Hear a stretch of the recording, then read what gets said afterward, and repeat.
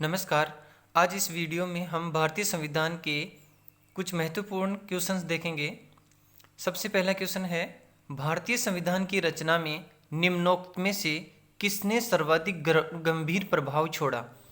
British संविधान ने, संयुक्त राज्य अमेरिका का संविधान ने, आयरलैंड का संविधान और भारत सरकार अधिनियम 1935। ऊपर वाले जो तीन हैं उनमें संविधान के कुछ पार्ट लिए गए थे, लेकिन सर्वाधिक जो प्रभाव छोड़ा वो था भारत सरकार अधिनियम 1935।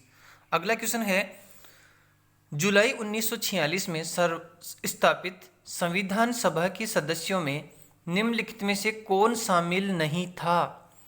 तो इसमें डॉक्टर राजेंद्र प्रसाद, के.एम. मुंशी और अबुल कलाम आज़ाद ये तीनों शामिल थे, जबकि महात्मा गांधी इस संविधान सभा में शामिल नहीं थे। प्रश्न अगला, भारत की संविधान सभा गठित करने का आधार क्या था? तो भारत की संविधान सभा का गठित करने का आधार जो था वो था कैबिनेट मिशन प्लान 1946।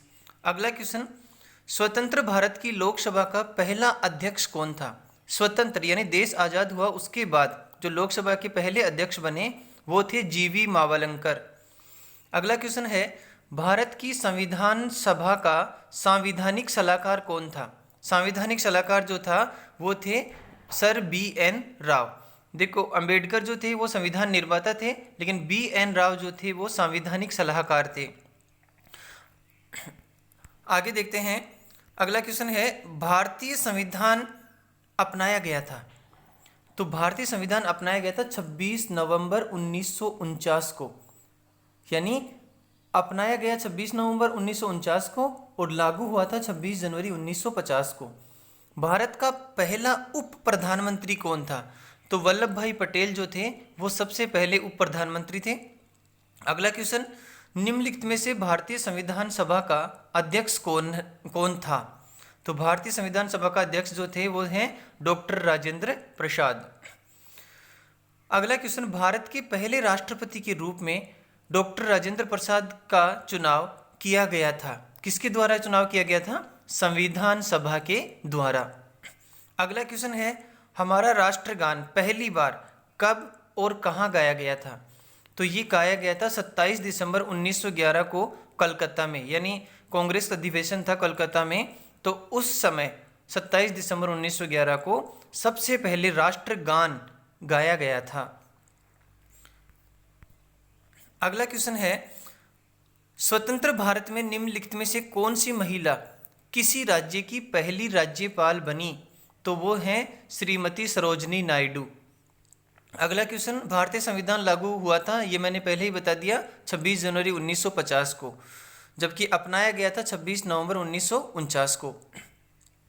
भारत में दल रहित लोकतंत्र का प्रस्ताव किसने रखा था? दल रहित का मतलब कोई विपक्ष पक्ष नहीं हो, ऐसा एक दल रहित लोकतंत्र की जो प्रस्तावना रखने वाले थे वो थे जयप्रकाश नारायण। अगला क्वेश्चन है, डॉक्टर बी.आर. अंबेडकर ने संविधान का हृदय और आत्मा किसे कहा? तो उन्होंने कहा था संवैधानिक उपचारों का अधिकार। मतलब कहीं पर संविधान के किसी बात का उल्लंघन हो रहा है या संविधान के नियमों की पालना नहीं हो रही है, तो संवैधानिक उपचारों का जो अधिकार है उसमें उसके लिए राहत मिलती थी। अगला क्वेश्चन है, भारत की संविधान सभा ने किस वर्ष में कामकाज प्रारंभ किया? संविधान सभा ने तो ये किया 1946। अगला प्रश्न है, भारतीय संविधान की प्रारूपण समिति के अध्यक्ष कौन थे? तो प्रारूपण समिति के अध्यक्ष थे डॉक्टर बी.आर. अंबेडकर।